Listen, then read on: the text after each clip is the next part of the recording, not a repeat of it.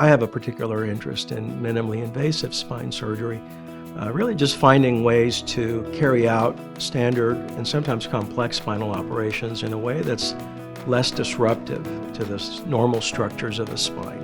One of the goals when we do something called the spinal fusion, we have to insert screws and rods, and technology has made it possible to do this very precisely using techniques like robotics and something called spinal navigation or image guidance, which allows us to use basically a virtual GPS for the spine to insert hardware very precisely.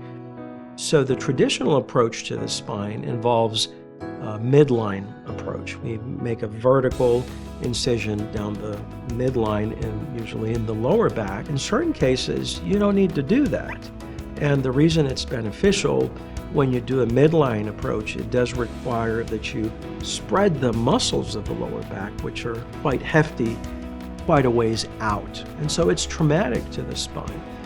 There are some instances where you can avoid that, and instead of going through the middle, you can come in from either side. And that involves using a tube instead of a regular retractor, which spreads the tissues out. Basically, we make a small incision, very precisely localized using X-ray guidance. Then we put something that looks like a sterile pencil, and we guide that very precisely all the way down to the spine. And then over that pencil, we put a slightly larger tube and a slightly larger tube. They're called dilators, until we can insert a tube that's kind of like a periscope, if you will, about the diameter of somewhere between a quarter and nickel.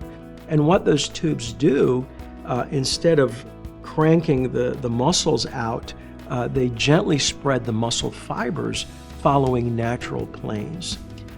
So sometimes that's all the exposure that you need, and it's much less traumatic for the spine.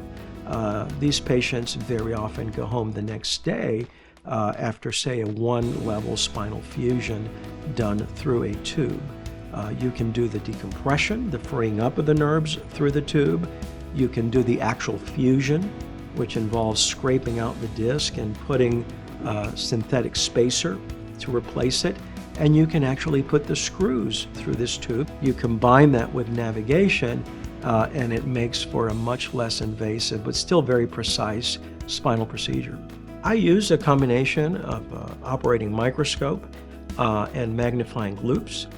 Magnifying loops are akin to bifocals, but much more powerful.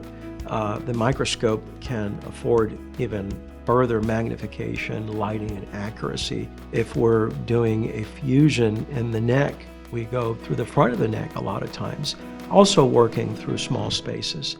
And the microscope affords very precise magnification and illumination to do these very delicate procedures. While not every case requires robotics, a smaller operation may simply use navigation system or a one or two level fusion. We will decompress the nerves. We will usually put some type of a spacer to replace the disc between the two vertebrae that we're fusing, or sometimes three. And then we'll actually bring in a device called an O-arm, which is almost a portable CAT scanner. And that creates three-dimensional rendering of the part of the spine that we are interested in. Using that and using infrared cameras that track our instruments, we can very precisely know exactly where we are in the spine without relying on frequent x-rays or having to expose extra structures so that we can get our bearings.